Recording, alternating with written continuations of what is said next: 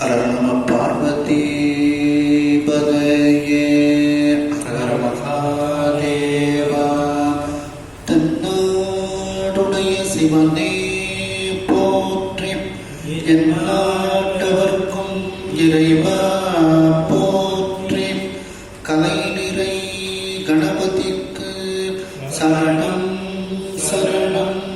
திருச்செந்தூர் முருகனுக்கு அரோகரா.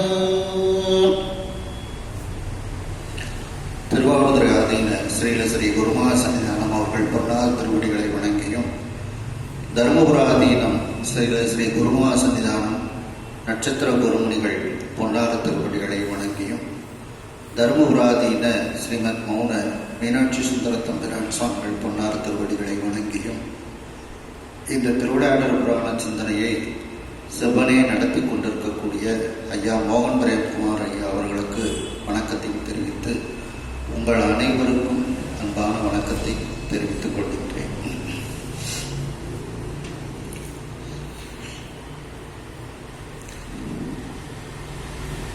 நாம் சென்ற சிந்தனையில் 7வது திருவிளையாடல் குண்டோதரனுக்கு அன்னமிட்ட படலம் என்பதில் சிந்தித்துக் கொண்டிருக்கின்றோம்.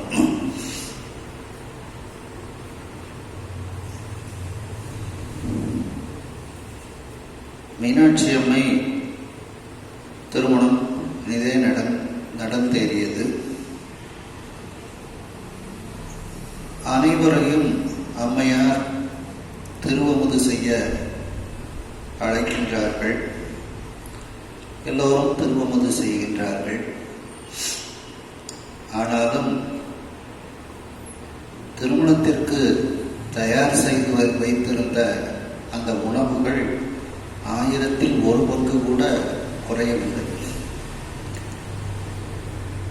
இதை அந்த சமையல் செய்யக்கூடிய அந்த புலவர்கள் அம்பிகையினிடத்தில் கூறுகின்றார்கள், என்ன செய்வது என்று. உடனே அம்பிகை தன்னுடைய கணவனாகிய சோமசுந்தர பெருமானிடத்தில், நீங்கள் 33 கோடி தேவர்களோடு வருவீர்கள் என்று எதிர்பார்த்து சமையல் செய்து வைத்திருக்கின்றோம். அதில் 1000ல் 1 பங்கு கூட செலவாகவில்லை. என்ன செய்வது என்று கேட்கின்றார்கள். அன்னம் இமயமலை போல் குமிந்திருக்கின்றது. மற்ற கறிகள், இன்னும் அந்த உணவுக்குரிய பாயசம், சாம்பார் எல்லாம் மலை சிகரங்கள் போல குமிந்து இருக்கின்றது என்று கூறுகின்றார்கள். உடனே சிவபெருமான் அம்பிகையினுடைய பிறந்த வீட்டு பெருமை அம்பிகை கூறுகின்றார். அதை மனதில் வைத்துக் கொள்கின்றார்கள் சுவாமி. அம்பிகையினிடத்தில், இங்கு எல்லோரும் திருவமுது செய்தாகிவிட்டது, யாருக்கும் இப்பொழுது பசி இல்லை என்று சொல்லிக்கொண்டே பக்கத்தில் சுவாமிக்கு குடை பிடித்திருக்கக்கூடிய அந்த குண்டோதரன் என்ற அந்த பூதப்படை தலைவர் அவருடைய வயிற்றில் வடவைத்தியை அனுப்பி வைக்கின்றார். அந்த வடவைத்தியானது மிகப்பெரிய பசியாக மாறுகின்றது. உடனே அந்த குண்டோதரன், எனக்கு மிகவும் பசிக்கின்றது, அதனால் துன்பப்படுகின்றேன் என்று இறைவனிடத்தில் வேண்டுகின்றான். உடனே சுவாமி இந்த குண்டோதரனுக்கு முதலில் உணவளித்துவிட்டு அதன் பிறகு சொல்வாயாக என்று அம்பிகையோடு அந்த குண்டோதரனை அனுப்பி வைக்கின்றார்கள். குண்டோதரனை அம்பிகையினுடைய பணிப்பெண்கள் சோற்று மலையாக குனிந்திருக்கக்கூடிய அந்த சோற்று மலைக்கு முன் அழைத்து வந்து விடுகின்றார்கள். அந்த சோற்று மலையை அவர்கள் அடுத்த வினாடி காணாமல் போய்விடுகிறது. அவ்வளவுத்தையும் அந்த குண்டோதரன் ஒரு பருக்க கூட இல்லாமல் வலிச்சு சாப்பிடுதல் என்ற அளவில் சிந்தித்தோம். அதனுடைய தொடர்ச்சி சிலம்பும் நோபுற சீரடி சேடியர் சில்லோர்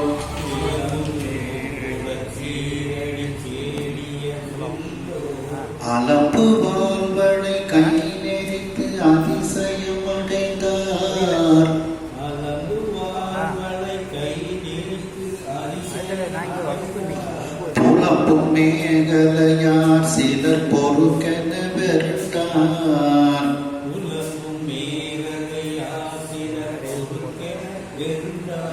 கலம்பை போல் முலையார் சிலர் கண் புதைத்து எறிந்தார்.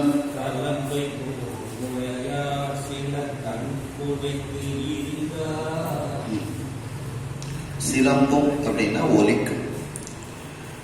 அம்பிகையினுடைய பணிப்பெண்கள் தங்களுடைய சீரடின சிறிய திருவடி, அந்த சிறிய கால்களில் நூபுரங்களை அணிந்திருக்கின்றார்கள் அந்த சேடியர்கள். சேடியர்னா பணிப்பெண்கள். நூபுரம் காலில் அணியக்கூடிய சிலம்பு. அந்த சிலம்பு சப்திக்குமாறு அந்த பெண்கள் அங்கே நிற்கின்றார்கள். சில்லோர் சில பேர் அங்கே நிற்கின்றார்கள். அலம்பு வாழ்வழை கை நெறிந்து அதிசயம் கண்டார். அவர்களுடைய வெண்மையான வளையல், அதாவது சங்கினால் செய்யப்பட்ட வளையல்களை அணிந்திருக்கின்றார்கள். வாழ்வழைனா சங்கினால் செய்யப்பட்ட வளையல்கள். அந்த வளையல்கள் அலம்பு சப்திக்குமாறு கையை நெறித்து கொண்டு நடந்த அதிசயத்தை பார்க்கின்றார்கள். அதை பார்த்து அதிசயம் அடைகின்றார்கள் அந்த அம்பிகையினுடைய சேடி பெண்கள். அதாவது சாப்பாட்டுக்கு முன்னால குண்டோதரனை விட்டுருக்காங்க. அன்னம் மலையா குமிஞ்சிருக்கு. அடுத்த வினாடி ஒரு பருக்க கூட இல்லை. இதை பார்த்தோன்னா, இந்த அதிசயத்தை பார்த்தோன்னா அப்படியே கையை, வளையல் அணிந்திருக்க கையை நெறித்து கொண்டு என்ன இப்படி சாப்பிடுதாரு அப்படின்னு நெறித்து கொண்டு அவர்கள் அதிசயம் அடைந்தார்கள் அந்த பெண்கள்.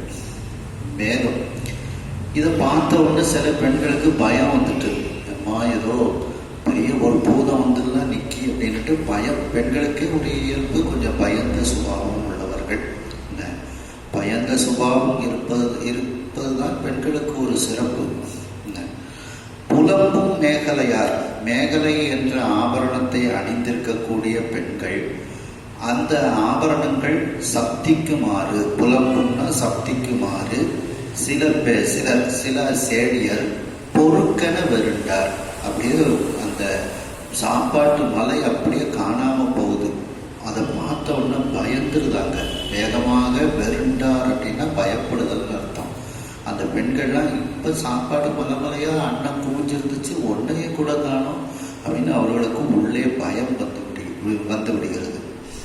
கலம்பை போன் முலையார், அழகிய நகைகளை ஆபரணமாக அணிந்து அழகிய மார்புகளை உடைய அந்த பெண்கள், அந்த பெண்களில் சிலர் கண் புதைத்து எரிந்தார். கண்ணை மூடிக்கிட்டு ஐயோ என்னவோ நடக்குது, பயமா இருக்கு அப்படின்னுட்டு ஓடி சென்று விடுகின்றார்கள்.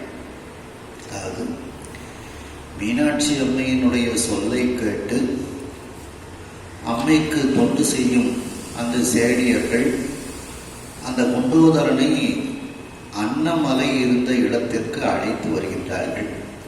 வந்ததுதான் தாமதம். அடுத்த வினாடி அந்த அன்னம் முழுவதையும் அந்த குண்டோதரன் சாப்பிட்டு விடுகின்றார். ஒரு வழிச்சு வச்சாலும் இருக்கு, ஒரு பருக்க கூட இல்லை. அதை பார்த்து கொண்டு இருக்கக்கூடிய அந்த காலில் சிலம்புகள் நூபுரம் ஒலிக்கக்கூடிய அந்த சிறிய கால்களை உடைய அந்த சேடி பெண்களில் சில பேர் அவர்கள் கையில் அணிந்திருக்கக்கூடிய சங்கு வளையல்களை நெறித்து சப்தித்து கொண்டு அதிசயம் அடைகின்றார்கள் இந்த குண்டோதரன் சாப்பிட்டதை பார்த்து. மேலும் மேகலை என்கின்ற ஆபரணம் சப்திக்குமாறு அவர்கள் பயந்து போய் நிற்கின்றார்கள். வெறுண்டார் பயந்து போய் நிற்கின்றார்கள். மேலும் அழகிய நகைகளை அணிந்த அந்த மார்பகங்களை உடைய அந்த பெண்கள் கண்ணை மூடிக்கொண்டு அந்த இடத்தை விட்டு பயந்து போய் ஓடிவிடுகின்றார்கள். எரிந்தார் அப்படின்னு ஓடிவிடுது. முறவை போகிய முறிவில் வான்மூரல் பால் வரையில்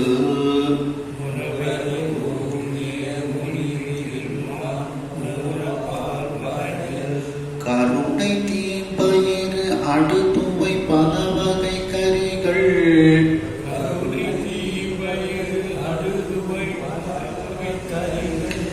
விரவு தேம்படு பால் தயிர் எழுது தேன் வெள்ளம்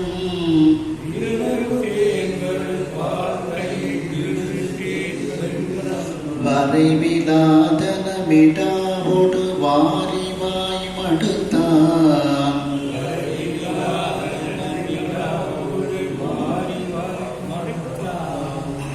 இந்த புராணத்தை நம்ம அடானா ராகத்தில் படிச்சுக்கிட்டே போகிறோம். மாதர் மடப்படி அடானா ராகத்தில் பாடுவோம் பார்த்தீங்களா, அந்த ராகத்தில் போயிட்டு இருக்கோம். முறவை போகிய முறிவில் வான் மூரல். அந்த அரிசியில வரிகள் எல்லாம் இல்லாமல், அதாவது தவிடெல்லாம் எடுத்துருந்தாங்க, வெண்மையான அரிசி.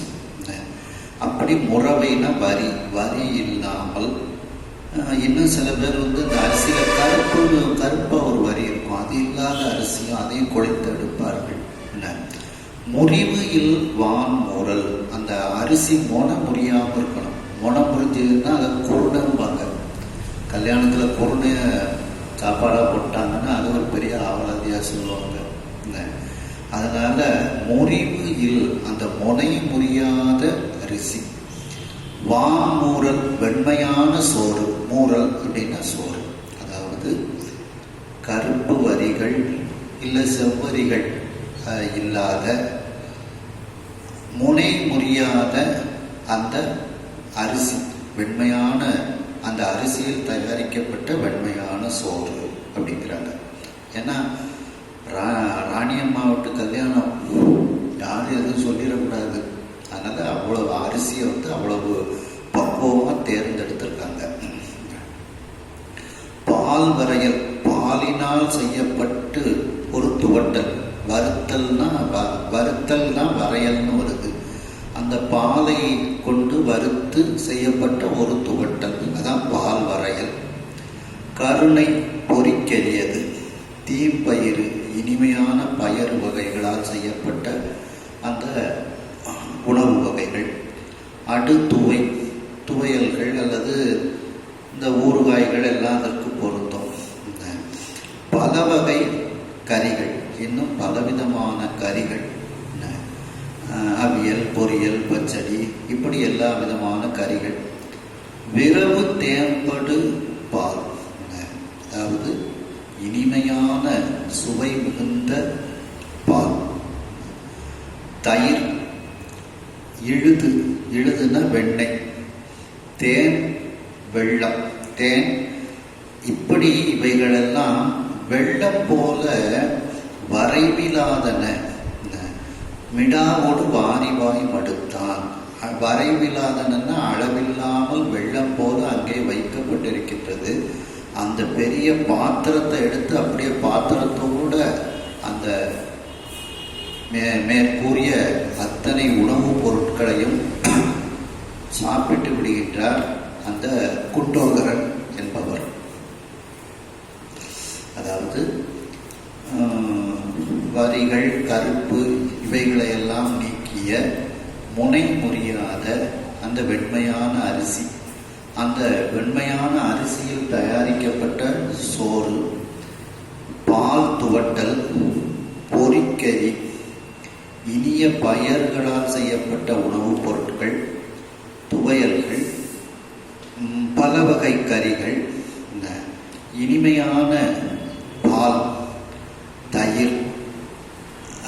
அதாவது விரவு தேம்படு பால் அப்படின்னா தேனில், பாலில் தேன் கலந்து, இல்லை தேன்கிறதுக்கு தேங்கிறதுக்கு இனிப்பு அப்படிங்கிறத எடுத்துக்கிட்டு அந்த வெல்லம் இதெல்லாம் கலந்த ஒரு இது அப்படின்னு எடுத்துக்கிடலாம். அப்படிப்பட்ட பால், தயிர், இழுது வெண்ணெய், தேன், இவைகளெல்லாம் வெள்ளம் போல அங்கே இருக்கக்கூடிய மிடா என்கின்ற பெரிய பாத்திரத்தில் அளவில்லாமல் வைக்கப்பட்டு இருக்கிறது. வரைவிலாதனா அளவில்லாமல் வைக்கப்பட்டிருக்கின்றது. அந்த பாத்திரத்தோடு எடுத்து அப்படியே குடிச்சிருந்தாரு, சாப்பிட்ருந்தாங்க இந்த குண்டோதரன். மிடானா பெரிய பாத்திரம். பல்பழ கோவை வேற்றொரு பண்ணியம் கண்ணல்,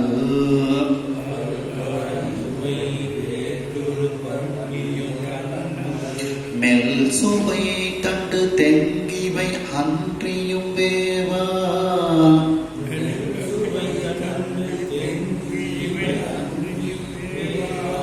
வல்சி காய்களின் வருக்கமும் நுகர்த்து மாறாமல்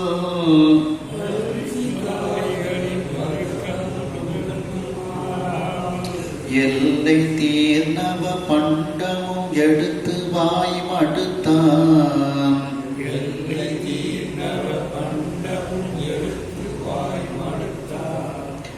அங்க பலவிதமான பழக்குலைகள் வைத்திருக்கப்பட்டிருக்கிறது. பழக்கூட்டங்கள், கூட்டம் கூட்டமா குவியல் குவியலாக பழங்கள் வைத்திருக்கப்பட்டிருக்கிறது. வேற்று ஒரு பண்யம், வெவ்வேறு விதமான விதவிதமான உருவத்தில் பண்யம் பலகாரங்கள் செய்து வைக்கப்பட்டிருக்கின்றது. கண்ணல்னா வெல்லம், வெள்ளக்கட்டி. அது பொதுவாக கண்ணல்னா கரும்புன்னு குறிக்கும். இந்த இடத்துல அடுத்து மெல் சுவை தண்டுன்னு வந்தது கரும்பை குறிக்கும். அதனால இந்த கண்ணல்ங்கிறதுக்கு வெள்ளக்கட்டின்னு எடுத்துக்கலாம். கண்ணல் அப்படின்னா வெள்ளக்கட்டி, மெல் சுவை தண்டுன்னா மென்மையான சுவையை, இனிப்பு சுவையை உடைய தண்டாக இருக்கக்கூடிய கரும்பு. மெல் சுவை தண்டுன்னா கரும்பு. தெங்கு, தேங்காய்.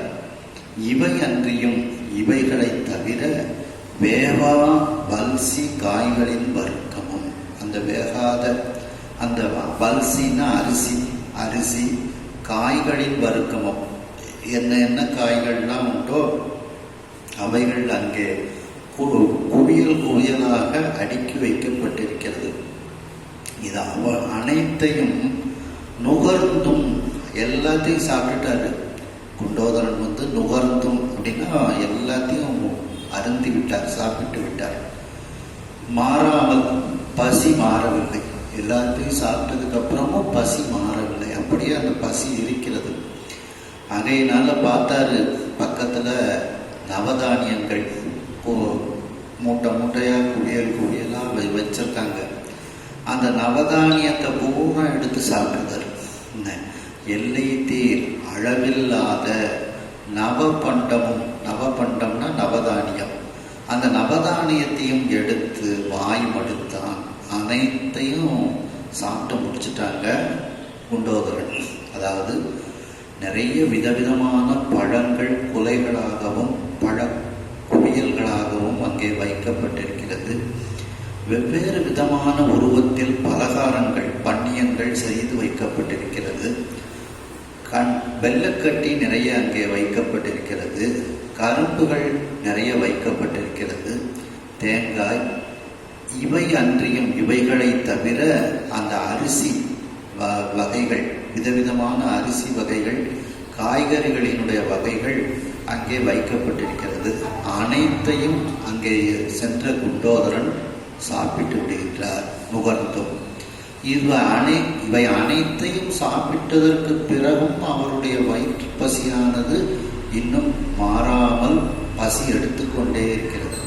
ஆகையினால் அடுத்து என்ன இருக்கின்றது என்று பார்க்கும் பொழுது நவதானியங்கள் மூடை மூடையாக அங்கே குவியலாக வைக்கப்பட்டிருக்கின்றது. அப்படி அந்த அளவில்லாத நவதானியங்களையும் எடுத்து சாப்பிட்டு முடித்து விடுகின்றார் அந்த குண்டோதரன். விநாயக பெருமானுக்கு நிறைய கணபதி ஹோமம்னாலே நிறைய பொருட்கள் விநாயக பெருமானுக்கு நம்ம படைத்து வழிபாடு செய்வோம்.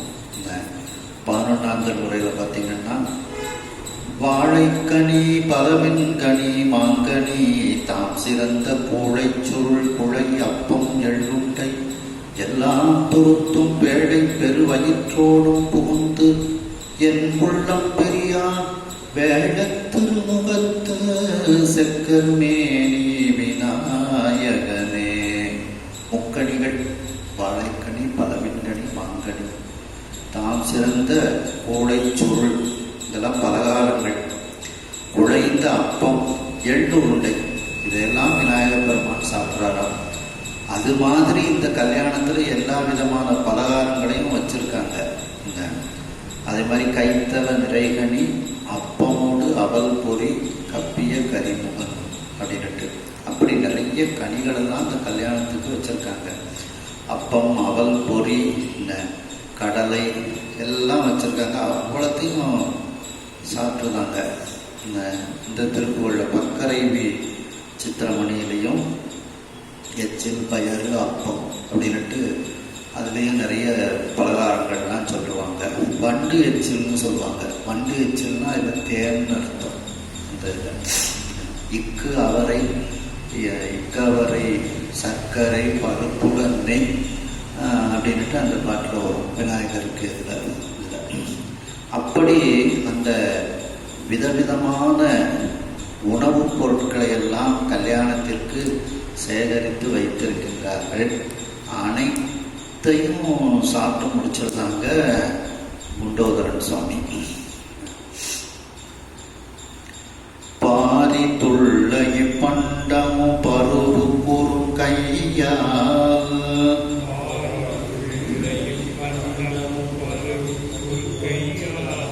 வாரி தம்பெரு வயிற்றிடை வைப்பமும் துடுவே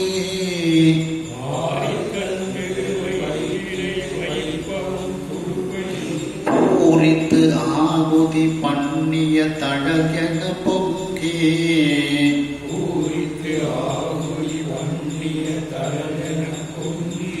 கோரித்து 9 வாயிலும் பசித்தழல் கொழுத்த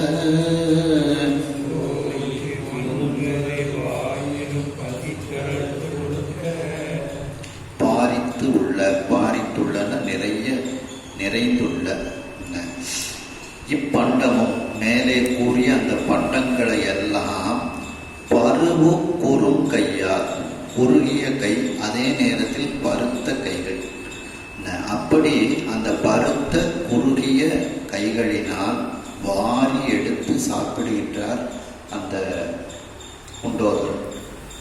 அனைத்தையும் எடுத்து தன் பெரு வயிற்றிடை வைப்பவும், தன்னுடைய மிகப்பெரிய வயிற்றில் அங்கு இருக்கக்கூடிய பலகாரங்கள், இன்னும் உணவுப் பொருட்கள், இன்னும் உணவுப் பொருட்கள் தயாரிப்பதற்காக வைத்திருக்கக்கூடிய பொருட்கள் எல்லாத்தையும் எடுத்து வயிற்றுல அப்படி சாப்பிட்டுக்கிட்டே இருக்கிறாங்க. வயிற்றிடை வைப்பவும். இது எப்படி இருக்கின்றது என்றால், இதெல்லாம் சாப்பிட்டதுக்கு அப்புறமும் அவருக்கு பசி நிற்கவில்லை. ஏன்னா சுவாமி கொடுத்த பசி சுவாமியா பார்த்து தான் நிப்பாட்ட முடியும். இல்லை எப்படி ஞானசம்பந்த பெருமான் அந்த சமணர்கள் அனுப்பிய தீயை பையவே சென்று பாண்டியர்க்காகவே அவங்க அனுப்பி வைக்கிறாங்க. அது வெப்பு நோயா மாறுது. ஞானசம்பந்த பெருமான் அனுப்பிய தீ ஞானசம்பந்த பெருமானால தான் விளக்க முடியும், சமணர்களால் விளக்க முடியாது. ஞானசம்பந்த பெருமான் 2 பகுதியும் உடம்புல அதுலேயும் போட்டி வைக்கிறாங்க.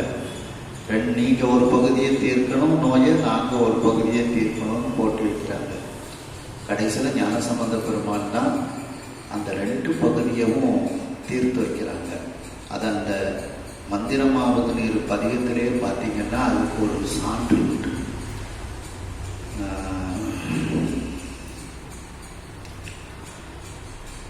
முதல் 6 பாட்டில் திரு ஆலவாயான்னு வரும்.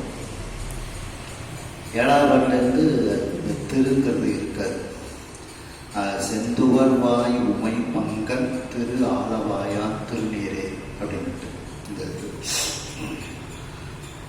அப்படி ஞானசம்பந்தர் வைத்த அந்த ஒரு நோயை ஞானசம்பந்தர் தான் திருநீர் பூசி தீர்க்கின்றார்.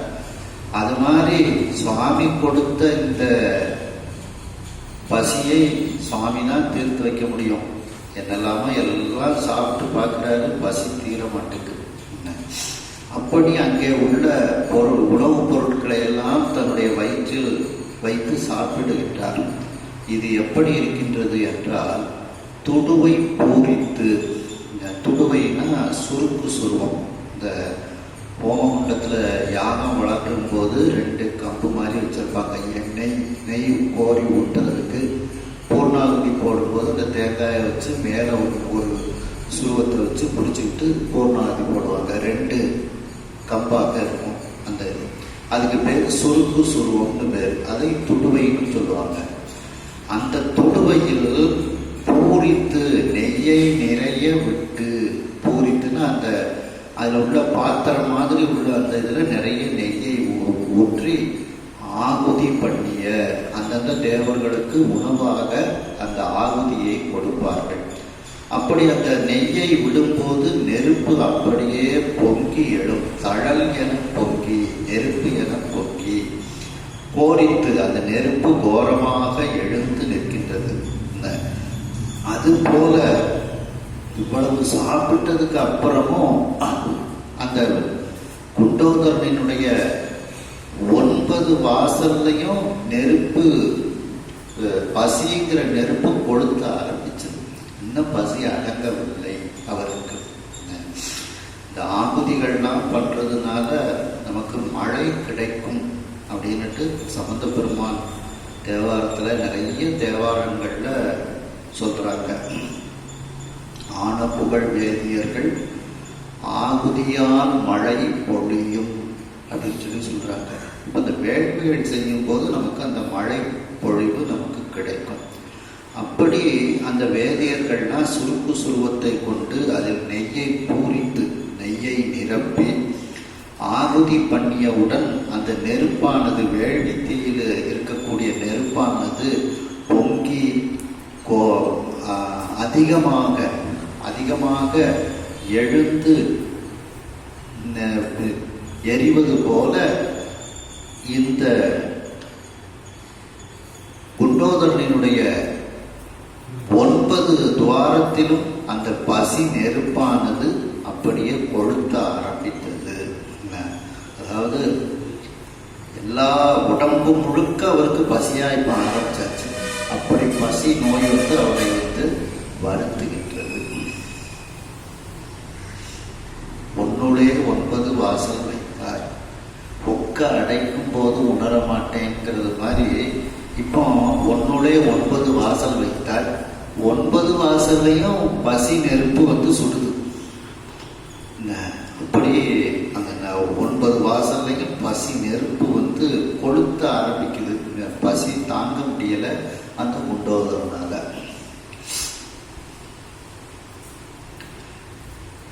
அலங்கல் ஓதி கண்டு அதிசயம் அடைத்து தன் அன்பின்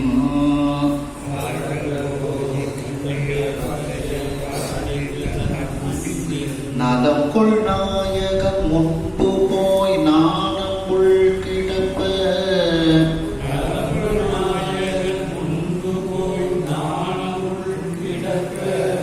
இலங்கு பூங்குழல் சுவல் இசை இறக்கியிட்டு ஒல்கி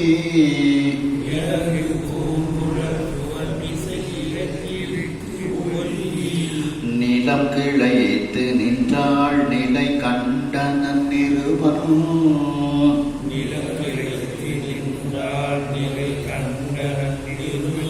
295 பக்கம் பாருங்கள். 295 அதில் 17வது பாட்டு. அலங்கல் ஓதி கட்டு. அலங்கல்னா மாலை. அந்த மாலைகளை அணிந்த கூந்தலை உடைய மீனாட்சி அம்மை தடாதகை பிராட்டியார். இந்த குண்டோதரன் இப்படி சாப்பிடுவதை பார்க்கின்றாள் அந்த தடாதகை பிராட்டியார். அதை பார்த்து அப்படி அதிசயம் அடைந்து விடுகின்றார்கள் அம்மையார். அதிசயம் அடைந்து தன் அன்பின் நலம் கொள் நாயகன் முன்பு போய் தன்னுடைய அன்பைக்கே உரிய அன்பாகிய நலத்தை ஏற்றுக்கொள்ளக்கூடிய நாயகனாக இருக்கக்கூடிய அந்த சோமசுந்தர பெருமானிடத்தில் சென்று, அவர் முன்னிலையில் சென்று நாணம் உள்கிடப்ப வெட்கப்பட்டு கொண்டு நிற்கின்றாள். நாணம் வந்து அவர் அம்பிகையின் உள்ளே இருக்கின்றது. அதாவது இந்த ஒரு பூதத்துக்கு நம்மளால சாப்பாடு கொடுக்க முடியலையே,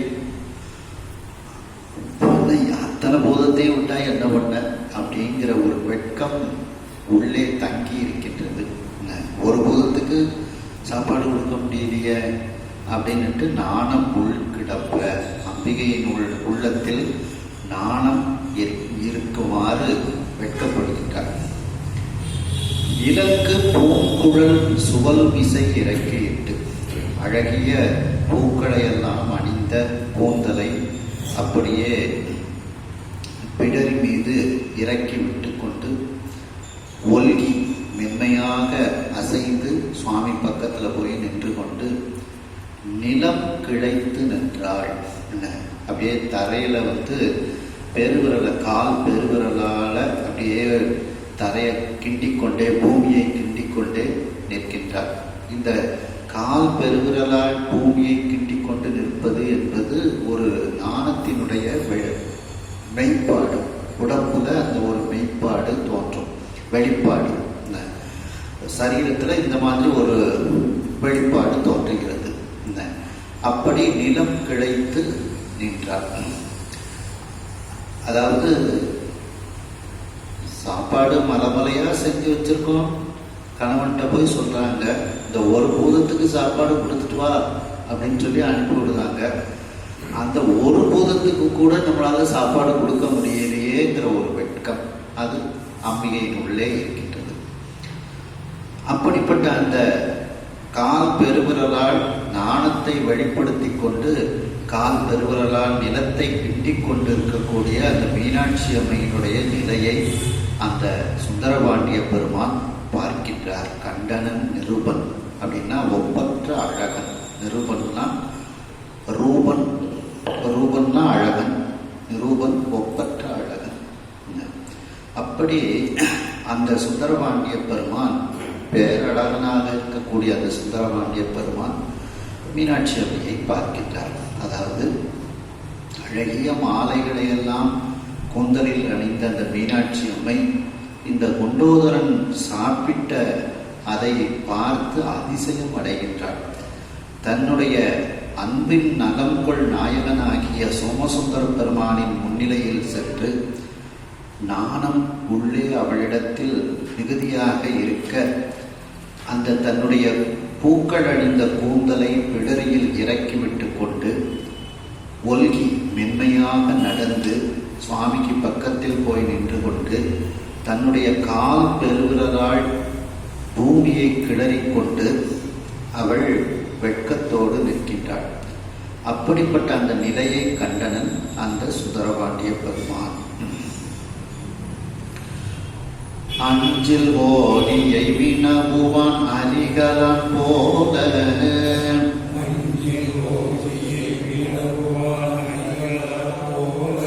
குஞ்சியாரழல் அன்ன அக்குடவயிற்றவன் உண்டு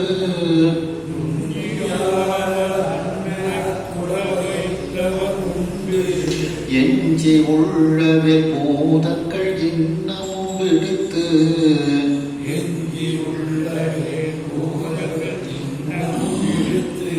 உன் நெஞ்சு உவப்பவே அறுத்ததும் ஜன்னலும் நிமதை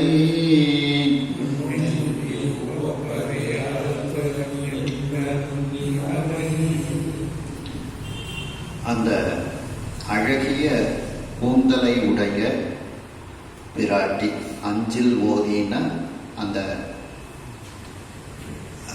கூந்தலை உடைய அழகிய கூந்தலை அம்னா அழகிய அந்த அழகிய கூந்தலை உடைய தடாதகை பிராட்டியார் ஓதியை அந்த அம்பிகையை பார்த்து வினவுவான். சுவாமி கேட்கின்றார். நடந்தது எதுவுமே தெரியாத மாதிரி நடிக்கிறதுல பெரிய நடிகர் அல்லவா. அப்படி அந்த சுந்தரபாண்டிய பெருமான் எதுவுமே தெரியாத மாதிரி சுவாமிகிட்ட அம்பாள்கிட்ட கேட்குறாங்க. அரிகலாம் போல நடந்தது என்னங்கிறது தெரியாத மாதிரி கேட்குறாராம். குஞ்சி ஆரழல் அன்ன, அதாவது ஆரழல் அன்ன குஞ்சி. ஆரழல்னா பெருநெருப்பு. அந்த நெருப்பை போன்று தலைமுடியை உள்ள ஆரழல் அன்ன குஞ்சி அப்படின்ட்டு நெருப்பு போல தீ போல தலைமுடியை உடைய அந்த குடவயிற்றவன், குடம் போன்ற வயிற்றை உடைய அந்த குள்ளமான பூதப்படை தலைவனாக இருக்கக்கூடிய குண்டோதரன் அவன் உண்டு. குடவயிற்றவன்னா குண்டோதரன்.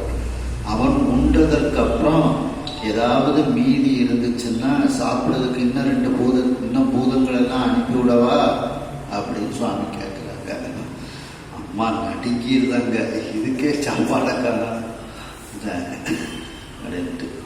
எஞ்சி உள்ளவே அந்த குடவயிற்றவன் உண்டு எஞ்சி உள்ளவே, அந்த குண்டோதரன் சாப்பிட்டு ஏதாவது மீதி இருந்தால், எஞ்சி உள்ளவே மீதி இருந்தால் பூதங்கள் இன்னமும் விடுத்து, இன்னும் நிறைய பூதம் இருக்கு, வெறுமன ஒரு பூதம்னு சொல்ல, பூதங்கள் நிறைய பூதங்கள் இருக்கு. அந்த பூதங்களை எல்லாம் இன்னமும் விடுத்து இன்னமும் அனுப்பி வைக்கிறேன். உன் நெஞ்சு உவப்பவே அறுத்ததும் உன்னுடைய நெஞ்சு மகிழ்ச்சி அடையுமாறு அவர்களுக்கெல்லாம் சாப்பாடு கொடு என்னதும் அப்படின்னு சுவாமி சொன்ன உடனே நிமலை அந்த அம்பாள் அப்படியே பயந்து போயிருந்தா. ஒரு பூதத்துக்கு சாப்பாடை காணும், அவ்வளோத்தையும் வச்சிருந்தெல்லாம் ஒரு வினாடியில் அவ்வளோத்தையும் சாப்பிட்டு முடிச்சிருந்தாரு. இன்னும் பூதங்கள் பூரா வந்துச்சுன்னா என்ன பண்ணேன் அப்படின்ட்டு அம்பிகை பயப்படுகின்றாள். அதாவது அழகிய கூந்தலை உடைய அந்த தடாதகை பிராட்டியை பார்த்து சுவாமி கேட்கின்றார். எதுவுமே நடந்தது தனக்கு தெரியாதது போல சுவாமி மிகப்பெரிய நடிகனாக சுவாமி கேட்கின்றார். அந்த நெருப்பு போன்ற தலைமுடியை உடைய அந்த குடவயிற்றவனாகிய குடம் போன்ற வயிற்றை உடைய அந்த குண்டோதரன் சாப்பிட்டு அந்த சாப்பாட்டில் ஏதாவது மிச்சம் மீதி இருந்தால், இன்னும் நிறைய பூதங்கள் இருக்கிறது, அந்த பூதங்களை எல்லாம் அனுப்பிவிடவா, அந்த பூதங்களுக்கு நீ உன்னுடைய நெஞ்சு மகிழ்ச்சி உருமாறு, உன் மனம் மகிழுமாறு சாப்பாடு கொடுப்பாயாக என்று சுவாமி கேட்கின்றார். அதை கேட்டவுடன் அம்பிகை அப்படியே பயந்து போய் நிற்கிறாங்க. என்னலும் நிமலை அப்படின்ட்டு. அப்போ சுவாமி பூதநாயகன், பூதங்களுக்கெல்லாம் தலைவன். திருநாவுக்கரசு சுவாமிகள் சொல்றாங்க பார்த்தீங்களா, வேதநாயகன், வேதியர் நாயகன், மாதின் நாயகன், மாதவர் நாயகன், ஆதிநாயகன், ஆதிரை நாயகன், பூதநாயகன் புண்ணியமூர்த்தியே, பூதங்களுக்கெல்லாம் தலைவனாக இருக்கக்கூடியவன். அந்த பூதங்களையெல்லாம் அனுப்பி வைக்கிறேன் அப்படின்னு சொல்றாங்க. அம்பிகை என்ன செய்யறதுன்னு தெரியாம அம்பிகை நிற்கின்றார்கள்.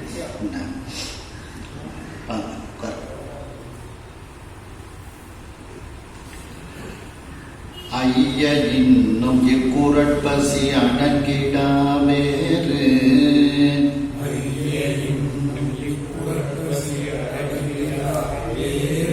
பெய்ய பாரிட வீரரை விடுத்தியெடுத்து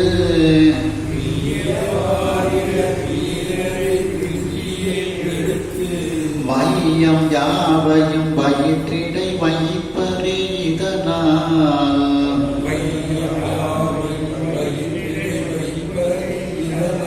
செய்ய கால ருத்திர பெயர் தேற்றமா புனக்கே,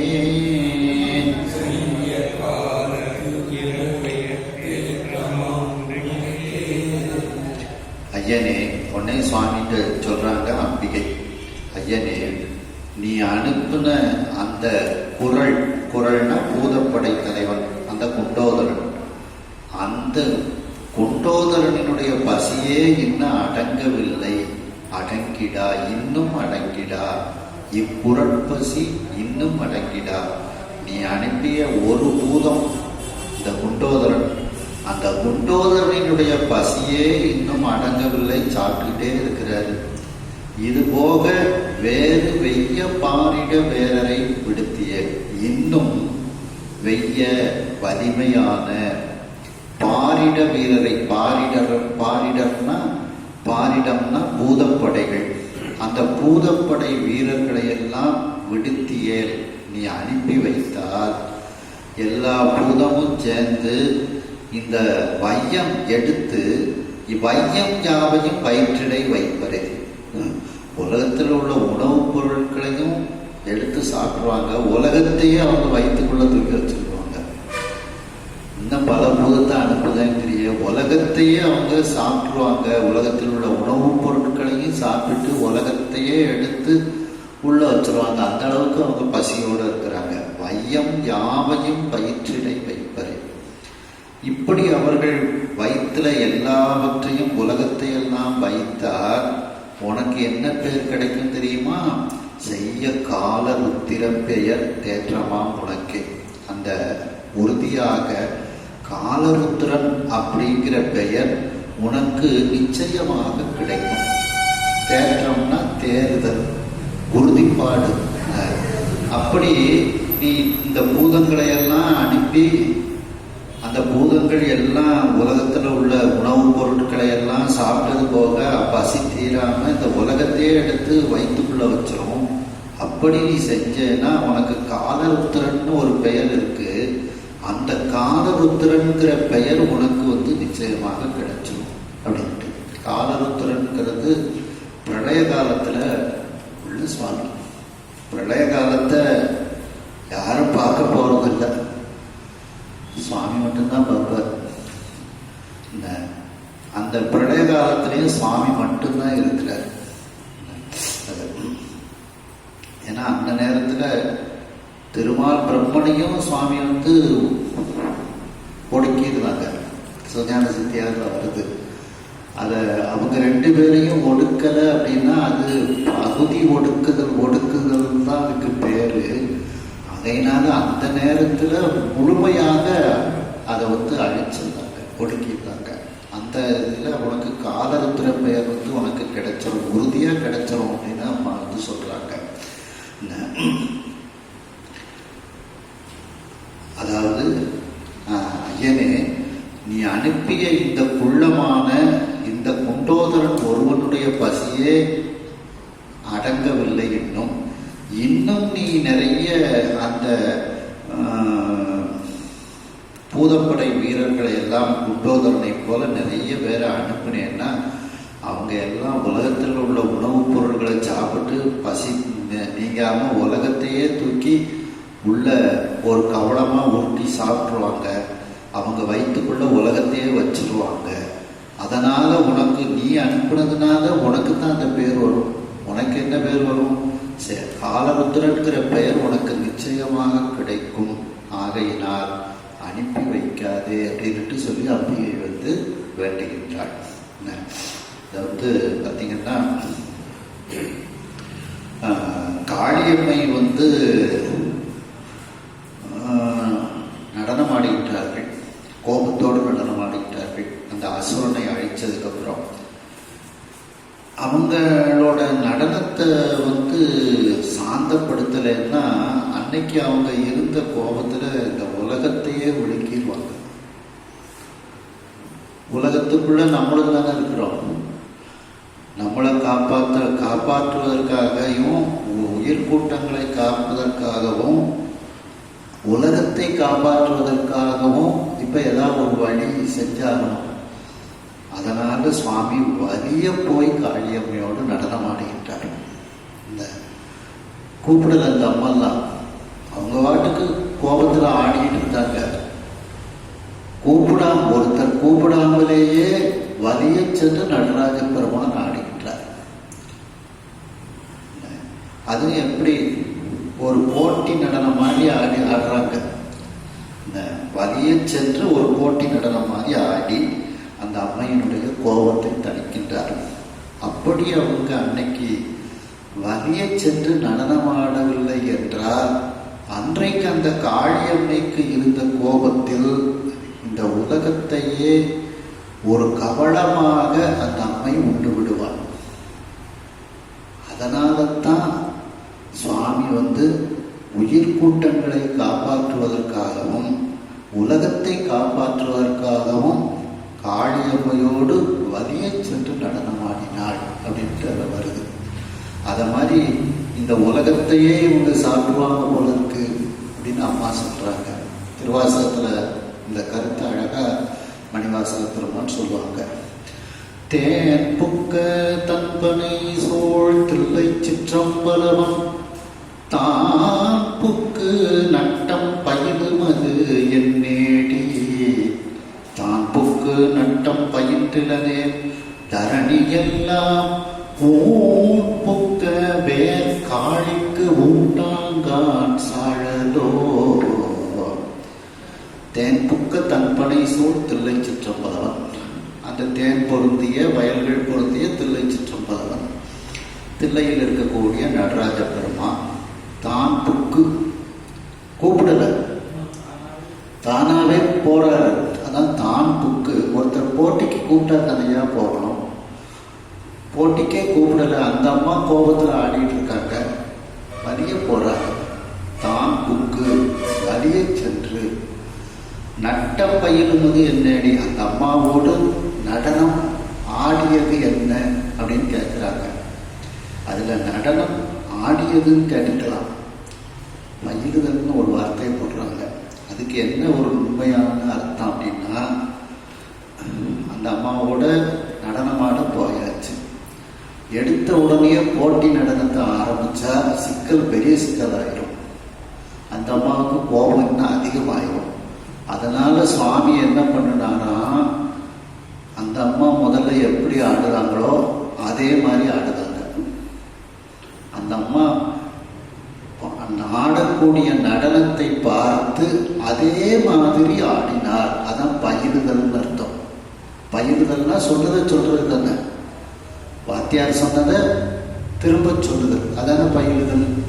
அதே மாதிரி நட்டம் ஆடுதல் என்னடின்னு போட்டிருக்கணும்.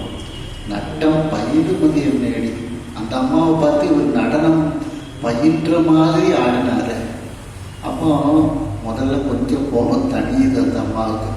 நம்மளை கூட மேல நடனம் ஆடவில்லை, நம்ம என்ன ஸ்டெப்பு கொடுத்தோமோ அதே ஸ்டெப்பை தானே இந்த நடராஜ பெருமானும் போட்டு ஆடுறாருன்ட்டு அதில் கொஞ்சம் கோபம் அடங்குது. அதுக்கப்புறம் தான் அது போட்டி நடனமாக மாறி சுவாமி ஊர்த்துவ தாண்டம் பண்ணி அம்பிகையினுடைய கோபத்தை தணிக்கிறார். எடுத்த உடனே போய் போட்டி நடனம் ஆயிருந்தா இந்த அம்மாவுக்கு இன்னும் கோபம் அதிகமாயிருக்கும். அதான் நட்டம் பயிலுமதி நேடி. அதுக்கு பதில்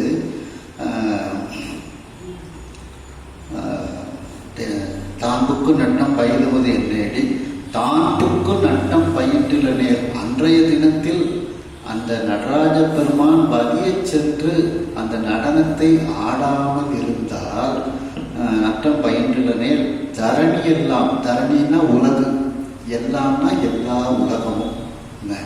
அப்படி தரணி எல்லாம் ஊட்டுக்க வேர்காழிக்கு ஊட்டாங்கான் சாடலும்.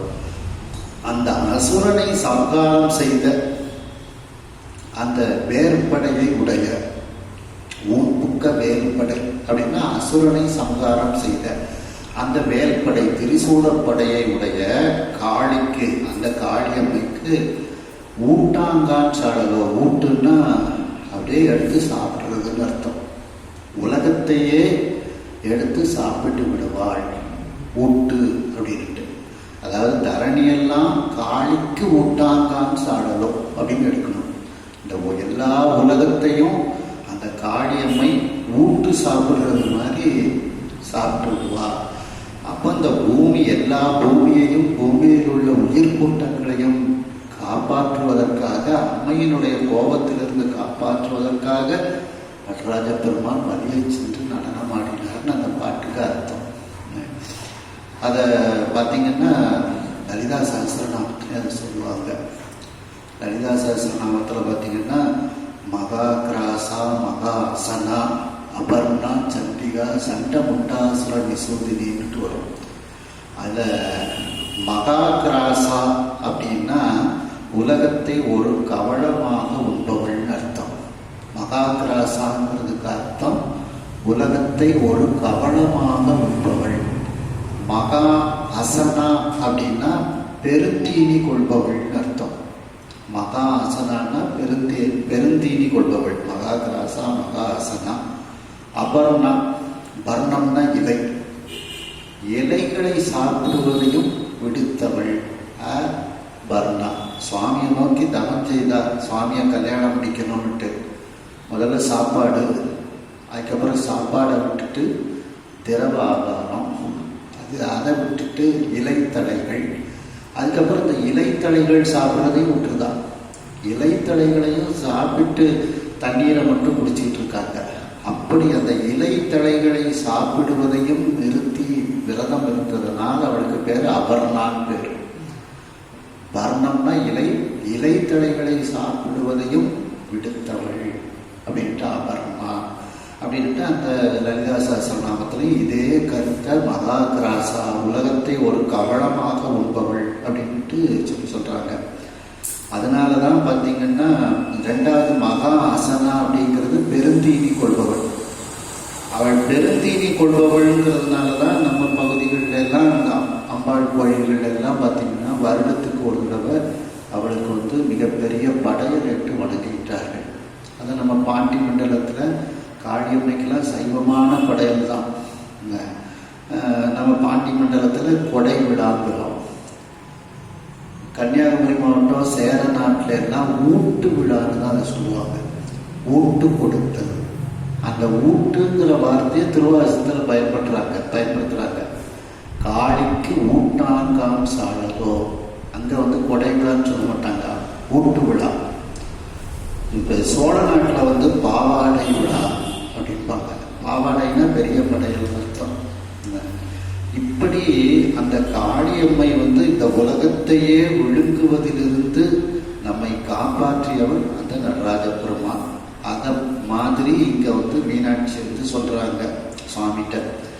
இன்னும் 2-3 பேர் இந்த பூதப்படை வீரர்கள் குண்டோதரன் மாதிரி அனுப்பி வச்சீங்க அப்படின்னா இந்த உலகத்தையே விழுங்கி வைத்துக்குள்ள வச்சுக்கிடுவாங்க அப்படின்ட்டு அம்பிகை சுவாமிகிட்ட சொல்றாங்க. அப்படி அவங்க செஞ்சாங்கன்னா, இறைவனே உனக்கு காலருத்திரன்னு ஒரு பெயர் உண்டு, அந்த பெயர் உனக்கு நிச்சயமாக கிடைக்கும் அப்படின்ட்டு அம்பாளுக்கு சுவாமிகிட்ட சொல்றாங்க. அப்ப என்ன அர்த்தம்னா, உலகத்தையும் காப்பாற்று, உலக உயிர்களையும் காப்பாற்றுன்னு அதில் மறைமுகமாக சுவாமிகிட்ட வேண்டுறாங்க. இப்படி அனுப்பினேன்னா எல்லாத்தையும் விழுங்கிடுவாங்க, எங்களை எல்லாம் காப்பாற்றுன்னு அர்த்தம். மீனாட்சி அம்மை குறிப்பாக கூறுகின்றார்கள். சங்கவார் குடை கூறல் மகன் தன் செயல் தானே,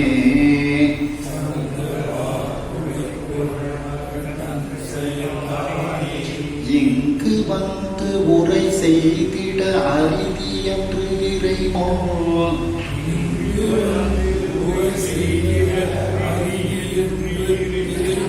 மங்கை நாயகி கோமுதமாய் மனப்பொழுது எயிற்று,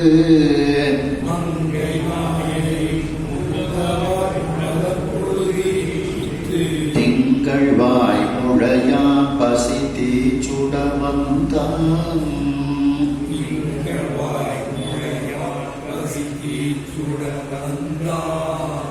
சண்டமுண்டாசுர நிசூதனிங்கிறது சண்டமுண்டர்களை அழித்தவள். அதனால அவளுக்கு பேர் சாமுண்டின்னு பேரு. சண்டமுண்டங்கிறவங்க எப்போதும் இருந்துட்டு தான் இருக்காங்க பூமியில. சண்டன் அப்படின்னா அறிவு வலிமை உள்ளவன், முண்டன் அப்படின்னா உடல் வலிமை உள்ளவன். இவங்க 2 பேர்த்தையும் ஆப்பிட்டவங்க சிக்கல் தான். அறிவு வலிமை உள்ளவன் அவனுடைய அறிவின் திறத்தால அறிவு குறைஞ்சவங்கள படாத பாடுபடுத்துவான். உடல் வலிமை மிக்கவன் உடல் வலிமை இல்லாதவர்களை அடிச்சு துன்புறுத்துவான்.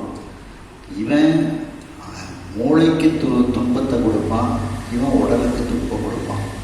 அப்ப இந்த மாதிரி செயல்களில் ஈடுபடாம பூமியில எல்லோருக்கும் நன்மையோடு இருந்தல்தான் சிறப்பு. அவர்கள் அசுரர்கள் அல்ல, அவர்கள் சிறந்தவர்கள். அப்போ பூமியில இந்த மாதிரி அறிவு ரூபமாக அறிவை துணை கொண்டு துன்பத்தை கொடுக்கக்கூடிய அசுரர்கள் சண்டர்கள். பூமியில் உள்ளவர்களுக்கு உடல் வலிமையினால் துன்பத்தை கொடுக்கக்கூடியவர்கள் முண்டர்கள். இவர்கள் பூமியில இன்னும் இருந்துகிட்டே தான் இருக்காங்க. அவங்கள அம்பாள் சந்தானம் பண்ணிட்டே இருக்கா.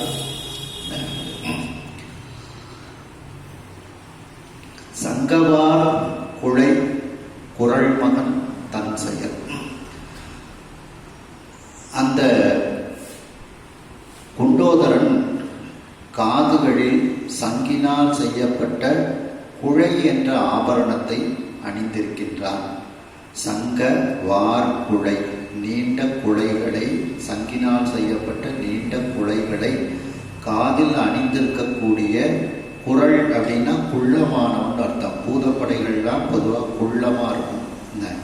அந்த குறள் மகன், அந்த பூதப்படைகளுக்கெல்லாம் தலைவனாக இருக்கக்கூடிய அந்த குண்டோதரன் தன் செயல் தானே இங்கு வந்து உரை செய்திட அரிதி.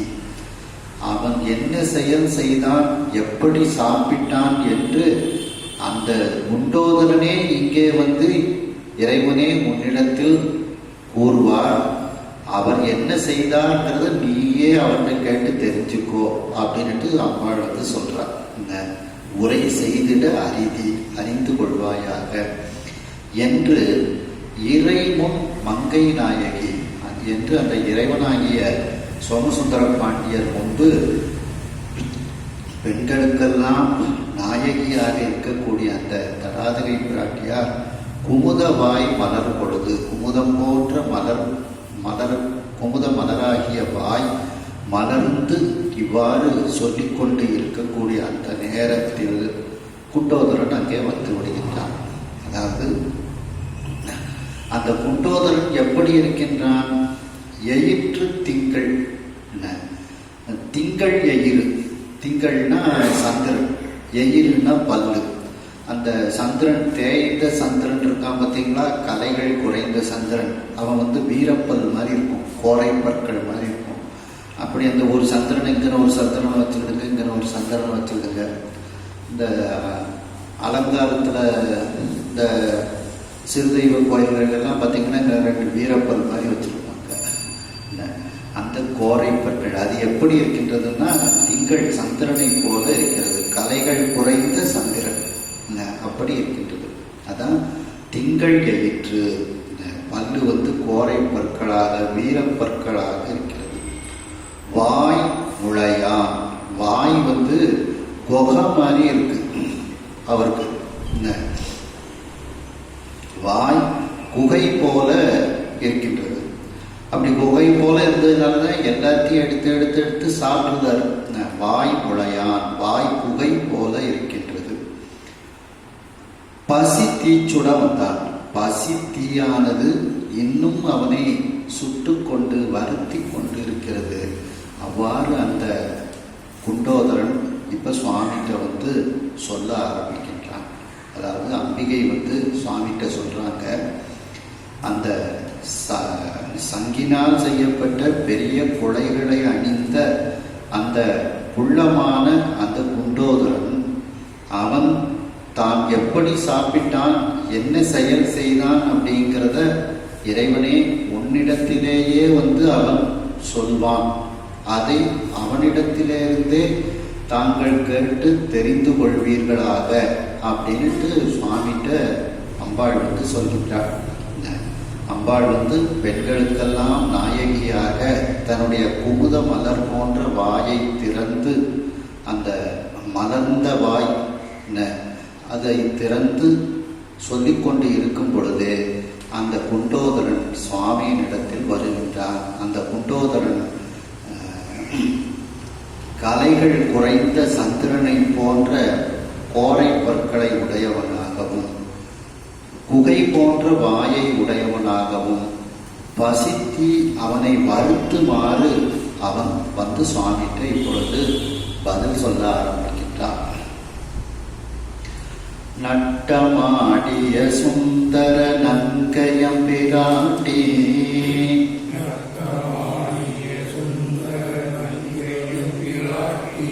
அட்டபோனகம் பணிவரை அணையவாய் கிடந்த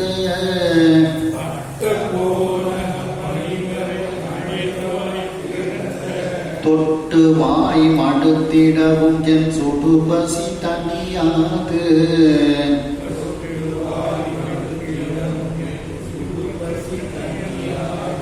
இட்டு உணாதவர் வயிறு போல் காந்துவது என்றான்.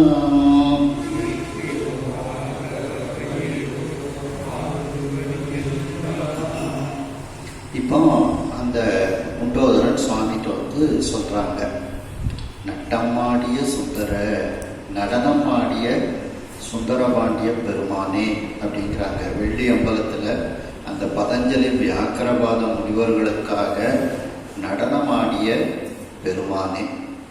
அப்போ அந்த நடனத்தை குண்டோதரனும் பார்த்துருக்காரு. அதான் நட்டமாடிய சுந்தர.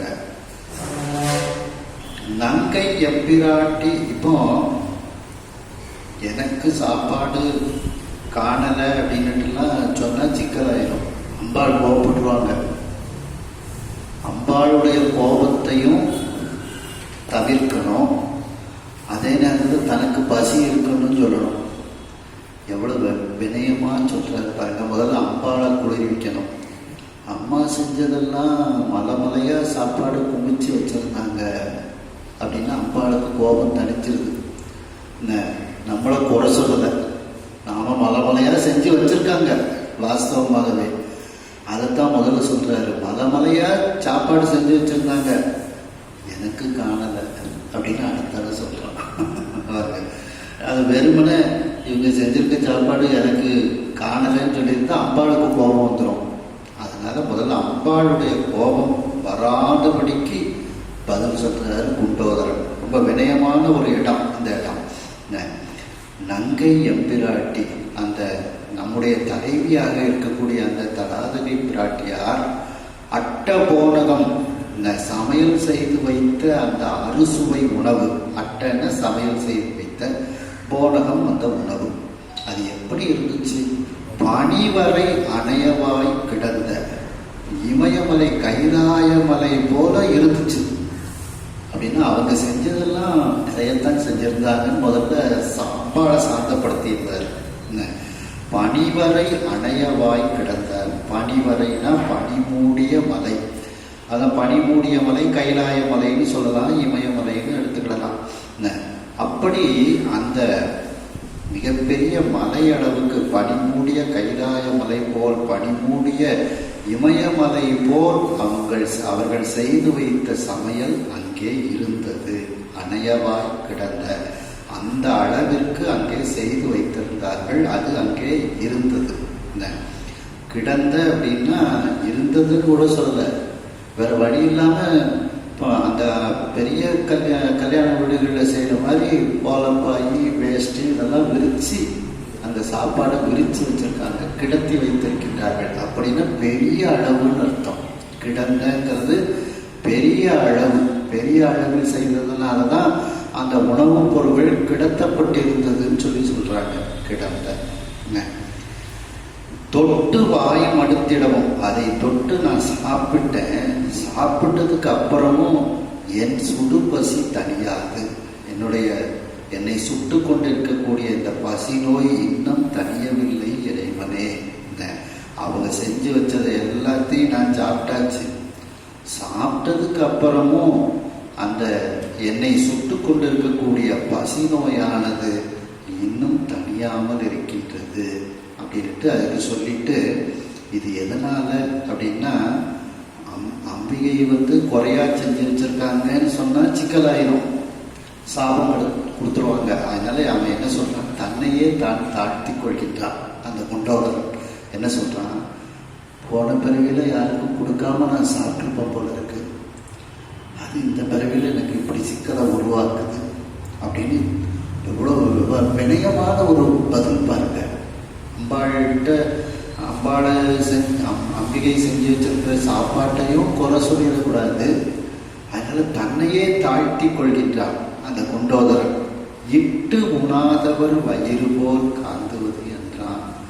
போன பிறவில நான் யாருக்கும் சாப்பாடுகள் கொடுக்காமல், அன்னதானம் பண்ணாமல், மகேஸ்வர பூஜை பண்ணாமல், பசித்தவர் முகத்தை பார்க்காமல் நான் இருந்திருக்கேன். அப்படி செஞ்ச பாவம் இந்த பிறவில எனக்கு இப்படி பசி நோயாக சிக்கல் பண்ணுது. அதுபோல எனக்கு இந்த பசி நோய் வருத்துகின்றதுன்னு தன்னையே தாழ்த்தி கொள்கின்றான் அந்த குண்டோதரன். இட்டு உணாதவர் வயிறு போல், யார் பிறர்க்கு கொடுத்து சாப்பிடாத அவர்களுடைய வயிற்றை போல காந்துவது என்றான்.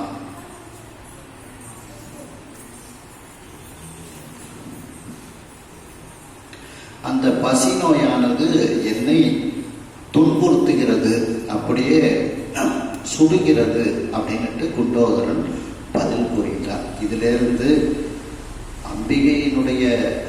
அம்பிகை செய்து வைத்த உணவினுடைய பெருமையையும் சொல்லியிருந்தாரு. தனக்கு பசி போகலை அப்படின்னு சொல்லுறாரு. அதற்கு காரணமும் போன பிறகு நான் செஞ்சிருப்பேன் இப்படி அப்படின்னுட்டு தன்னைத்தானே தாழ்த்தி கொள்கின்றார் அந்த குண்டோதரன். அப்போ நம்ம கிடைத்த பிறவியில நம்மளால முடிந்த தான தர்மங்களை நம்ம செய்யும் போதுதான் நமக்கு அது சிறப்பாக அடுத்த பிறவி அமையும். அதான் ஐயம் இட்டு உண் அப்படின்னு சொல்லி சொல்றாங்க.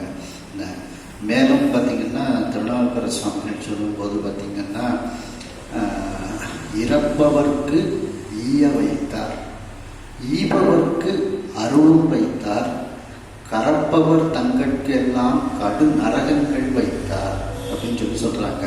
அப்போ இறப்பவர்க்கு யாசகம் கேட்பவர்களுக்கு யாரோ ஒருத்தர் மூலம் கொடுக்க வைக்கின்றார், ஈய வைத்தார். ஈபவர்க்கு இறப்பவர்க்கு ஈய வைத்தார், ஈபவர்க்கு அருளும் வைத்தார். அந்த பசித்தோர் முகத்தை பார்த்து கொடுக்கக்கூடியவர்களுக்கு அவர்களுக்கு சுவாமியினுடைய அருள் கொடுக்கின்றார், அருளும் வைத்தார்.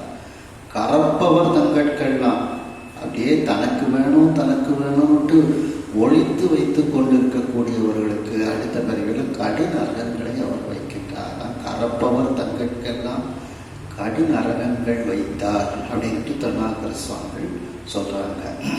மேலும் இதுல அருணகிரிநாத பெருமான் சொல்லும்போது பார்த்தீங்கன்னா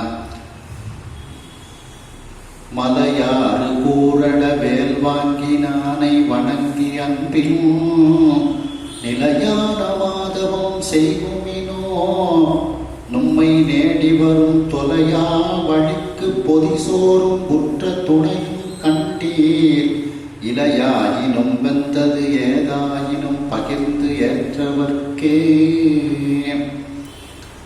ஏதோ வீட்டில் இருக்கிறத பகிர்ந்து எல்லோருக்கும் கொடுத்து உண்டோம் என்றால் நாம் செல்லக்கூடிய வழிக்கு நமக்கு அந்த தர்மம் துணையாகவும் அங்கேயும் நமக்கு சாப்பாடாக அது கிடைக்கும். புற்ற தொலையா வழிக்கு பொதிசோறும் புற்ற துணையும் கண்டே, அதான் தர்மம் தலைகாக்கும் என்று சொல்லி சொல்றாங்க. அப்படி நம்ம அந்த பிறருக்கு இட்டு உண்ண வேண்டும். அதான் ஈதல் இசைவட வாழ்தல் அப்படின்னு சொல்லி சொல்றாங்க. அப்படின்னா அது மாதிரி இட்டு உண்ணாதவர், ஏதோ நான் போன பிறகுல யாருக்கும் கொடுக்காம சாப்பிட்டுருப்பேன், அவர்களுடைய வயிறு எப்படி பசி துன்பத்தினால் சுடுமோ அதுபோல என்னுடைய வயிறு இவ்வாறு துன்பப்படுத்துகிறது அப்படின்னுட்டு தன்னைத்தானே இகழ்ந்து கொண்டு அந்த குண்டோதரன் இறைவனுக்கு பதில் கூறுகின்றார். இதன் மூலம் ரொம்ப வினயமான பதில். அம்பிகை செய்து வைத்த உணவு என் ஒருவனுக்கே போதவில்லைன்னு சொன்னா அம்பிகைக்கு கோபம் வரும். அதையும் சொல்லல. அம்மையார் செய்து வைத்த உணவு கைலாயமலை போல குவியலாக செஞ்சு வச்சிருந்தாங்கன்னு சொல்லி முதல்ல அதை சொல்லியிருந்தாரு, பெருமையை சொல்லியிருந்தாரு. அதை சாப்பிட்டு முடிச்சேன்னுட்டு அடுத்தால் சொல்றாரு. சாப்பிட்டு முடிச்சதுக்கு அப்புறமும் என்னுடைய பசி தீராததற்கு காரணம் நான் போன பிறவியில யாருக்கும் கொடுக்காமல் ஈயாமல் இருந்த ஒரு துன்பம் தான் இந்த பிறவியில் என்னுடைய வயிற்றில் இப்படி பசி நோயாக காந்துகின்றது, சுடுகின்றது அப்படின்னு தன்னைத்தானே தாழ்த்தி கொண்டு இந்த குண்டோதரன் பதிலளிக்கின்றான். ரொம்ப அற்புதமான ஒரு இடம் இது. கையர் முப்புறத்து இட்ட தீ கடும்பசி உருவாய்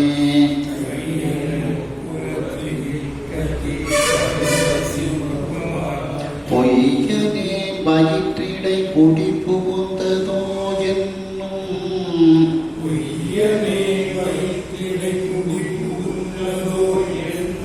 கையெறிந்திடும் அண்டங்கள் வெடிபட கதரும்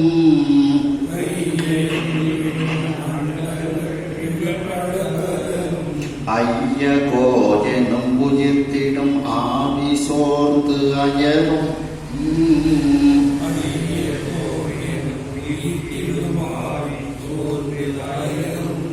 அந்த இதுலேயும் கூட பூம்பாவை பதிகத்திலையும் பார்த்தீங்கன்னா ஒவ்வொரு மாதமும் ஒவ்வொரு திருவிழாவை பற்றி சொல்லிட்டு வருவாங்க. தைப்பூச திருவிழா, திருவாதிரை திருவிழா, பங்குனி உத்திர திருவிழா, அட்டமி நாள் அப்படின்ட்டு ஒவ்வொரு மாதமும் ஒவ்வொரு திருவிழா சொல்லுவாங்க. ஆனால் முதல் பாட்டில் முதல் திருவிழாவாக அவங்க என்ன சொல்கிறாங்க அப்படின்னா, அந்த உருத்திர பல்கணத்தாருக்கு, அந்த சிவனடியார்களுக்கு மாகேஸ்வர பூஜை செய்யாமல் நீ இப்படி போயிட்டிய அப்படின்னு தான் முதல் இதை கேள்வி. அப்போ எல்லா திருவிழாக்களிலேயும் மிகச் சிறந்த திருவிழாவாக அந்த சிவனடியார்களுக்கு அமுது செய்வித்தலை தான் அதில் பிரதானமாக திருஞான சம்பந்த பெருமான் சொல்கிறாங்க. மட்டிட்ட புண்ணியம் காணல் மடமயிலே கட்டு இட்டம் கொண்டான் கவாதி சரம் அமர்ந்தான் பொட்டிட்ட பண்பின் உருத்திர பல்கணத்தார்க்கு அட்டிட்டல் காணாதே போலியோ பூம்பாவாயே. சுவாமியோடு ஒட்டி கொண்டு இருக்கக்கூடிய பண்புடையவர்கள் அந்த உருத்திர கூட்டங்கள் எல்லாம் ஒட்டிட்ட பண்பின் சுவாமியிட்ட நட்பு கொண்டவர்கள். அந்த ஒட்டிட்ட பண்பின் உருத்திர பல்கணத்தார்க்கு அந்த உருத்திர கூட்டங்கள் பல கூட்டங்களாக மயிலாப்பூரில் நிறைய சைவத்தில் உள்ள கூட்டங்கள்லாம் கூட்டம் கூட்டமாக இருந்திருக்கின்றார்கள். காவலிகர்கள், உருத்திரர்கள் இப்படின்னு நிறைய கூட்டங்கள் இருந்திருக்கு. அப்படி அந்த உருத்திர பல்கணத்தாருக்கு அட்டிட்டல் காணாதே போதியோ. அட்டிட்டல்னா அவர்களுக்கு உணவு செய்து அந்த மாகேஸ்வர பூஜை அந்த திருவிழாவை நீ காணாமல் இப்படி நீ இறந்து விட்டாயே அப்படின்ட்டு தான் திருஞான சம்பந்த பெருமான் அதில் பதிவு செய்கிறாங்க. அட்டிட்டல் காணாதே போதியோ பூம்பாவை. ஆகையினால எல்லா திருவிழாக்கள்லையும் சிறந்தது அடியார்களுக்கு உணவு கொடுத்தல். அது மிகப்பெரிய சிறப்பாக சொல்கிறாங்க. அந்த இதை வார்த்தையை தான் சேக்கிழாரும் பிரயோகப்படுத்துகிறாங்க. இது உண்மை அப்படின்ட்டு சொன்னது நான் இருந்ததுன்னா இந்த பெண் வெளியே வரணும் அப்படின்னு தான் சொன்னார் அப்படின்னு சொல்லி சொல்கிறாங்க. மண்ணினில் பிறந்தார் பெரும்பயன் மதிசூடும் அன்னதார் அடியார் நம்மை அமுது செய்வித்தல் கண்ணினால் அவர் நல் விழா பொலிவு கண்டு ஆறுதல் உண்மையாம் எனில் உலகமும் வருக என உரைப்பார். அந்த அன்னதாராக இருக்கக்கூடிய சிவபெருமானினுடைய அடியார்களுக்கு அமுது செய்வித்தல் உண்மை. அந்த அமுது செய்வித்து அவர்களுடைய கண்ணில் அந்த மகிழ்ச்சியை காண வேண்டும். இந்த கண்ணினால் அவர் நல் விழா பொலிவு கண்டு ஆறுதல், அவர்களுக்கு அந்த மகிழ்ச்சியை கொடுப்பது உண்மையான நித்தியமான பொருள். அந்த தர்மம் சிறந்தது அப்படின்னு இருந்துச்சுன்னா வெளியில வரணும் அப்படின்னு சொல்லி சொல்றாங்க. உண்மையாம் எனில் அது சத்தியம்னா உலகர் முன் வருக என உரைப்பார். இந்த உலகத்தார் முன்பு எல்லோரும் காணுமாறு நீ வெளியே வர வேண்டும்னுட்டு அந்த பூம்பாவை பாடி எழுப்புறாங்க. அதுல சேக்கிழார் மற்ற திருவிழாக்கள் எல்லாம் சொல்லல. தைப்பூசம் திருவிழா உண்மை, எல்லாமே உண்மைதான். மற்ற திருவிழாக்களை எல்லாம் சொல்லாம எப்படி சம்பந்த பெருமான் முதல் திருவிழாவாக அந்த அன்னமழித்தல் மாகேஸ்வர பூஜை செய்தலை சிறப்பாக சொன்னார்களோ அதையே எடுத்து சேக்கிழார் சுவாமிகள் கையாளுறாங்க. அது மாதிரி இந்த குண்டோதரன் தன்னுடைய ஒரு கருத்தை இதில் பதிவு பண்ணிக்கிட்டார். அடுத்து கையர் முப்புறத்து இட்டத்தி கடும் பசி உருவார். சுவாமி இப்போ அங்க தன்னை தாழ்த்தி கொண்டாரு. இப்ப இதுக்கு காரணம் சுவாமி தான் அவருக்கு தெரியுது. குண்டோதரன் சுவாமி கூடவே இருக்கக்கூடியவர் அல்லவா, சாமியோட விளையாட்டு புரியாமல் தான் இருக்கும். அதனால சொல்றாங்க, கையர் முப்புறத்து இட்டத்தி கடும்பசி உருவாய் பொய்யனே வயிற்றடை குடி புகுந்ததோ. வஞ்சகர்கள், அந்த முப்புறத்து வஞ்சகர்களாகிய அந்த திரிபுராதிகள் மீது சுவாமி ஒரு தீயை அனுப்புகின்றார். அந்த தீயானது அந்த திரிபுர சம்ஹாரத்தை செய்கின்றது. அந்த சுவாமி அனுப்பிய தீ தான் இப்போ பொய்மைத்தன்மை உடைய என்னுடைய வயிற்றில் மிகப்பெரிய பசியினுடைய உருவத்தை எடுத்து எனக்குள்ள புகுந்து விட்டதோடு சுவாமிகிட்ட கேட்கிறார். அப்படின்னா என்ன அர்த்தம்? சாமி நீதான் காரணம்னு அர்த்தம். நீங்க காரணமா அப்படின்னு கேட்கிறாங்க. அப்படின்னா வினயமான ஒரு இடம் அதுதான். கையர் அப்படின்னா வஞ்சகர்கள். வஞ்சகர்களாகிய அந்த முப்புறத்து திரிபுராதிகள் மீது சிவபெருமான் இட்ட தீ, சிவபெருமான் அனுப்பிய தீயை போல அந்த தீ என்னுடைய வயிற்றில் இப்பொழுது அமர்ந்திருக்கிறது. அந்த தீயை போல என்னுடைய பசி நோயானது இப்பொழுது அமர்ந்திருக்கின்றது. அதுவும் எப்படி அமர்ந்திருக்கிறது? கடும் பசி உருவாய், கொடுமையான பசியினுடைய உருவத்தை எடுத்துக்கொண்டு பொய்யனேன் வயிற்றிடை, பொய்மைத்தன்மை உடைய என்னுடைய வயிற்றுக்குள் கடும் பசி உருவாய் குடி புகுந்ததோ. அந்த பசிங்கிற உருவத்துல சுவாமி திரிபுரத்தின் போது அனுப்பிய அந்த தீ என்னுடைய வயிற்றுக்குள் பசி உருவாக குடி புகுந்ததோ அப்படின்னு சுவாமிகிட்ட கேட்கிறாப்ல. அப்படின்னா நீங்க வச்ச இந்த கொடுத்த பசி நோயை சுவாமி நீங்க தான் தீர்க்கணும் அப்படின்ட்டு வேண்டுதல். புகுந்ததோ என்னும் அப்படின்னு சொல்றாப்ல. யாரு? குண்டோதரன் சொல்றாப்ல. எனக்கு சந்தேகமா இருக்கு சுவாமி அப்படின்னு அர்த்தம். கை எரிந்திடும். அப்படியே பசி நோயினால் தன்னுடைய கைகளை ஒன்றோடு ஒன்று அடித்துக் கொள்கின்றார் குண்டோதரன் பசி நோயினால்.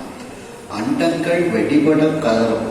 எல்லா அண்டங்களும் வெடிபடுமாறு, அவைகள் கீறல் விழுமாறு கதறுகின்றான். ஐயகோ என்னும், ஐயனே என்னை இந்த பசி நோயிலிருந்து காப்பாற்றுவாயாக என்று கூறுகின்றான். உயிர்த்திடும் ஆவி சோர்ந்து அயரும். உயிர்த்திடும்னா பெருமூச்சு எறிதல். பெருமூச்சு விடுகின்றான் பசி நோயின் காரணமாக. ஆவி சோர்ந்து அயரும். அப்படியே அவனுடைய உயிரானது சோர்வடைந்து அயர்ந்து போகின்றது. உயிர் தன்னை விட்டு போகுமாறு இந்த பசி நோய் அவனை வருத்துகின்றது. அதாவது அந்த குண்டோதரன் இப்பொழுது சுவாமிகிட்ட என்ன சொல்றான்? ஐயனே, நீ திரிபுர சம்ஹாரத்தின் போது அந்த திரிபுரத்தை அழிப்பதற்கு ஒரு தீயை அனுப்பினாய் அல்லவா?